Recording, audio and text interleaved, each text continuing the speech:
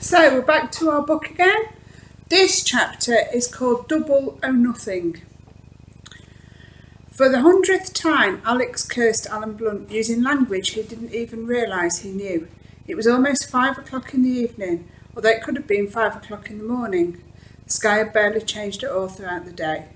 It was grey, cold, unforgiving. The rain was still falling, a thin drizzle that travelled horizontally in the wind, soaking through his supposedly waterproof clothing, mixing with his sweat and his dirt, chilling him to the bone. He unfolded his map and checked his position once again. He had to be close to the last RV of the day, the last rendezvous point, but he could see nothing. He was standing on a narrow track made up of loose grey shingle that crunched under his combat boots when he walked. The track snaked around the side of the mountain with a sheer drop to the right. He was somewhere in the Bracken Beacons and there should have been a view, but it had been wiped out by the rain and the fading light. A few trees twisted out of the side of the hill, the leaves as hard as thorns. Behind him, below him, ahead of him, it was all the same, nowhere land. Alex hurt. The 10-kilogram Bergen rucksack he had been forced to wear cut into his shoulders and had rubbed blisters on his back. His right knee, where he had fallen earlier in the day, was no longer bleeding but still stung. His shoulder was bruised and there was a gash along the side of his neck. His camouflage outfit, he had swapped his gap trousers for the real thing, fitted him badly, cutting his legs and under his arms but hanging loose everywhere else. He was close to exhaustion. He knew, almost too tired to feel how much pain he was in. For the glucose and caffeine tablets in his survival pack, he would have ground to a halt hours ago. He knew that if he didn't find the RV soon, he would be physically unable to continue. Then he would be thrown off the course, binned as they called it. They would like that. Swallowing down the taste of defeat, Alex folded the map and forced himself on. It was his 9th or maybe his 10th day of training. Time had become to dissolve into itself, as shapeless as the rain. After his lunch with Alan, Blunt, and Mrs. Jones, he had been moved out of the manor house and into a crude wooden hut in the training camp a few miles away. There were 9 huts in total, each equipped with 4 metal beds and 4 metal lockers. A 5th had been squeezed into one of them to accommodate Alex. 2 more huts, painted a different colour, stood side by side. One of these was a kitchen and mess hall. The other contained toilets, sinks and showers, with not a single hot tap in sight. On his first day there, Alex had been introduced to his training officer, an incredibly fit black sergeant. He was the sort of man who thought he'd seen everything, until he saw Alex. He had examined the new arrival for a long minute before he had spoken. "It's not my job to ask questions," he said, "but if I was you, I'd want to know what they're thinking of sending me children. Do you have any idea where you are, boy? This isn't Centre Parks. This isn't the Club Mediterranean." He cut the word into its 5 syllables and spat them out. "I have you for 11 days and expect me to give you the sort of training that should take 14 weeks. That's not just mad, that's suicidal." "I didn't ask to be here," Alex had said. Suddenly the sergeant was furious. "You don't speak to me unless I give you permission," he shouted. "And when you do speak to me, you address me as sir. Do you understand?" "Yes, sir," Alex had already decided that the man was even worse than his geography teacher. "There are 5 units operational here at the moment," the officer went on. "You'll join K Unit. We don't use names. I have no name. You have no name. If anyone asks you what you're doing, you tell them nothing. Some of the men may be hard on you. Some of them may resent you being here. That's too bad. You'll just have to live with it. And there's something else you need to know. I can make allowances for you. You're a boy, not a man. But if you complain, you'll be binned. If you cry, you'll be binned. If you can't keep up, you'll be binned. Between you and me, boy, this is a mistake, and I want to bin you." After that, Alex joined K Unit, as the sergeant has predicted. They weren't exactly overjoyed to see him. There were 4 of them. As Alex was soon to discover, the Special Operations Division of MI6 sent its agents to the same training centre used by the Special Air Service, the SAS. Much of the training was based on SAS methods, and this included the numbers and makeup of each team. So there were 4 men, each with their own special skills, and 1 boy, seemingly with none. They were all in their mid-20s, spread out over the bunks in companionable silence. 2 of them smoking, 1 dismantling and reassembling his gun, a 9mm Browning high-power pistol. Each of them had been given a code name: Wolf, Fox, Eagle and Snake. From now on, Alex would be known as Cub. The leader, Wolf, was the one with the gun. He was short and muscular with square shoulders and black close-cropped hair. He had a handsome face, made slightly uneven by his nose, which had been broken at some time in the past. He was the first to speak, putting the gun down. He examined Alex with cold, dark grey eyes. "So who the hell do you think you are?" he demanded. "Cub," Alex replied. "A bloody schoolboy," Wolf spoke with a strange, slightly foreign accent. "I don't believe it. Are you with Special Operations?" "I'm not allowed to tell you that." Alex went over to his bunk and sat down. The mattress felt as solid as the frame. Despite the cold, there was only 1 blanket. Wolf shook his head and smiled humorlessly. "Look what they've sent us," he muttered. 007, 00 nothing more like. After that, the name stuck. 00 nothing was what they called him. In the days that followed, Alex shadowed the group, not quite part of it, but never far away. Almost everything they did, he did. He learned map reading, radio communication and first aid. He took part in an unarmed combat class and was knocked to the ground so often that it took all of his nerve to persuade himself to get up again. And then there was the assault course. 5 times he was shouted and bullied across the nightmare of nets and ladders, tunnels and ditches, swinging tight ropes and towering walls that stretched for almost half a kilometre through and over the woodland beside the huts. Alex thought of it as the adventure playground from hell. The next time he tried it, he fell off a rope and into a pit that seemed to have been filled on purpose with freezing slime. Half drowned and filthy, he had been sent back to the start by the sergeant. Alex thought he would never get to the end, but the second time he finished it in 25 minutes, which he cut to 17 minutes by the end of the week. Bruised and exhausted though he was quietly pleased with himself. Even Wolf only managed it in 12. Wolf remained actively hostile towards Alex. The 3 men simply ignored him, but Wolf did everything he could to taunt or humiliate him. It was as if Alex had somehow insulted him by being placed in the group. Once, crawling under the nets, Wolf lashed out with his foot, missing Alex's face by a centimetre. Of course, he would have said it was an accident if the boot had connected. Another time he was more successful, tripping Alex up in the mess hall and sending him flying, along with his tray, cutlery and steaming plate of stew. And every time he spoke to Alex, he used the same sneering tone of voice.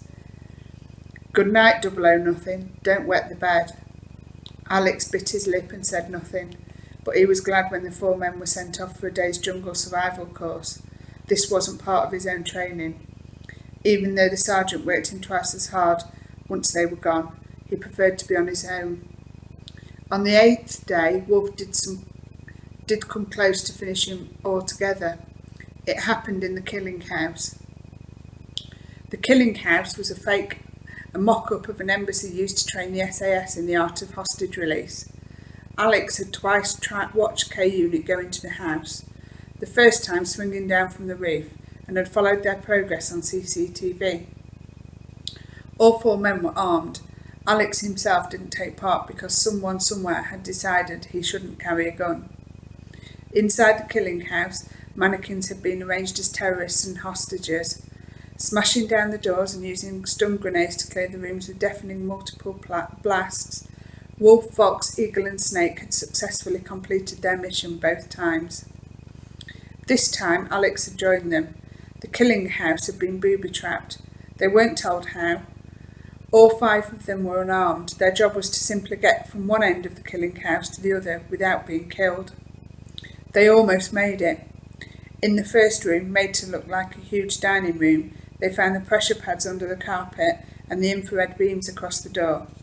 For Alex, it was an eerie experience, tiptoeing behind the other 4 men, watching as they dismantled the two devices, using cigarette smoke to expose the otherwise invisible beams. It was strange to be afraid of everything and yet see nothing. In the hallway there was a motion detector, which would have activated a machine gun. Alex assumed it was loaded with blanks, behind a Japanese screen. The third was empty. The fourth was a living room with the exit, a set of French windows on the other side. There was a tripwire barely thicker than a human hair running the entire width of the room, and the French windows were alarmed. While Snake dealt with the alarm, Fox and Eagle prepared to neutralise the tripwire, unclipping an electronic circuit board and a variety of tools from their belts. Wolf stopped them. "Leave it, we're out of here." At the same moment, Snake signalled. He had deactivated the alarm. The French windows were open. Snake was the first out, then Fox and Eagle. Alex would have been the last to leave the room, but just as he reached the exit, he found Wolf blocking his way. "Tough luck, 00 Wolf said. His voice was soft, almost kind. The next thing Alex knew, the heel of Wolf's palm had rammed into his chest, pushing him back with astonishing force. Taken by surprise, he lost his balance and fell, remembering the tripwire, and tried to twist his body to avoid it, but it was hopeless. His flailing left hand caught the wire. He actually felt it against his wrist. He hit the floor, pulling the wire with him. And then, the HRT stun grenade has been used frequently by the SAS. It's a small device filled with a mixture of magnesium powder and mercury fulminate. When the tripwire activated the grenade, the mercury exploded at once, not just deafening Alex, but shuddering him as though he could rip out his heart. At the same time, the magnesium ignited and burned for a full 10 seconds. The light was so blinding that even closing his eyes made no difference. Alex lay there with his face against the hard wooden floor, his hands scrabbling against his head, unable to move, waiting for it to end. But even then it wasn't over. When the magnesium finally burned out, it was as if all the light had been burned out with it. Alex stumbled to his feet, unable to see or hear, not even sure anymore where he was. He felt sick to his stomach. The room swayed around him. The heavy smell of chemicals hung in the air. 10 minutes later, he staggered out into the open. Wolf was waiting for him with the others, his face blank, and Alex realised he must have slipped out before he'd hit the ground. An angry sergeant walked over to him. Alex hadn't expected to see a shred of concern in the man's face, and he wasn't disappointed. "Do you want to tell me what happened in there, cub?" he demanded. Then Alex didn't answer. He went on. "You ruined the exercise. You fouled up. You could get the whole unit binned, so you better start telling me what went wrong." Alex glanced at Wolf. Wolf looked the other way. What should he say? Should he even try to tell the truth? "Well?" The sergeant was waiting. "Nothing happened, sir," Alex said. "I just wasn't looking where I was going. I stepped on something and there was an explosion." "If that was real life, you'd be dead," the sergeant said. "What did I tell you? Sending me a child was a mistake, and a stupid, clumsy child who doesn't look where he's going. That's even worse." Alex stood where he was, just taking it. Out of the corner of his eye, he could see Wolf half smiling. The sergeant had seen it too. "You think it's so funny, Wolf? You can go and clean up in there, and tonight you'd better get some rest, all of you, because tomorrow you've got a 40-kilometre hike. Survival rations, no fire. This is a survival course. And if you do survive, then maybe you'll have a reason to smile." Alex remembered the words now, exactly 24 hours later. He had spent the last 11 hours of them on his feet, following the trail as Sergeant had set out for him on the map. The exercise had begun at 6 o'clock in the morning, after a grey-lit breakfast of sausages and beans. Wolf and the others had disappeared into the distance ahead of him a long time ago, even though they had been given 25-kilogram rucksacks to carry. They had also only been given 8 hours to complete the course. Allowing for his age, Alex had been given 12. He rounded a corner, his feet scrunching on the gravel. There was someone standing ahead of him. It was the sergeant. He had just lit a cigarette, and Alex watched him slide the matches back into his pocket. Seeing him there brought back the shame and anger of the day before, and at the time sapped the last of his strength. Suddenly, Alex had had enough of Blunt, Mrs. Jones, Wolfe, the whole stupid thing. With a final effort, he stumbled the last 100 metres and came to a halt. Rain and sweat trickled down the side of his face. His hair, now dark with grime, was glued across his forehead. The sergeant looked at his watch. 11 hours 5 minutes. That's not bad, Cub, but the others were here 3 hours ago. Bully for them, Alex thought. He didn't say anything. Anyway, you should just make it to the last RV, the sergeant went on. It's up there. He pointed to a wall, not a sloping wall, a sheer one. Solid rock rising 50 metres up without a handhold or foothold in sight. Even looking at it, Alex felt his stomach shrink. Ian Ryder had taken him climbing in Scotland, in France, all over Europe. But he had never attempted anything as difficult as this, not on his own, not when he was so tired. I can't, he said. In the end, the two words came out easily. I didn't hear that, the sergeant said. I said, I can't do it, sir. Can't isn't a word we use around here. I don't care. I've had enough. I've just had. Alex's voice cracked. He didn't trust himself to go on. He stood there, cold and empty, waiting for the axe to fall. But it didn't. The sergeant gazed at him for a long minute. He nodded his head slowly. Listen to me, Cub, he said. I know what happened in the killing house. Alex glanced up. Wolfe forgot about the CCTV. We've got it all on film. Then why? Alex began. Did you make a complaint against him, Cub? No, sir. Do you want me to make a complaint against him, Cub? A pause. Then no, sir. Good. The sergeant pointed at the rock face, suggesting a path up with his fingers. It's not as difficult as it looks, he said, and they're waiting for you just over the top. You've got a nice cold dinner, survival rations. You don't want to miss that. Alex drew a deep breath and started forward. As he passed the sergeant, he stumbled and put out a hand to steady himself, brushing against his. Sorry, sir, he said. It took him 20 minutes to reach the top, and sure enough, K Unit was already there, crouching around 3 small tents that they must have pitched earlier in the afternoon. 2 for the men sharing, 1, the smallest, for Alex. Snake, a thin, fair-haired man who spoke with a Scottish accent, looked up at Alex.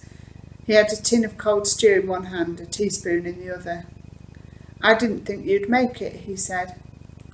Alex couldn't help but notice a certain warmth in the man's voice, and for the first time he hadn't called him 00 Nor did I, Alex said.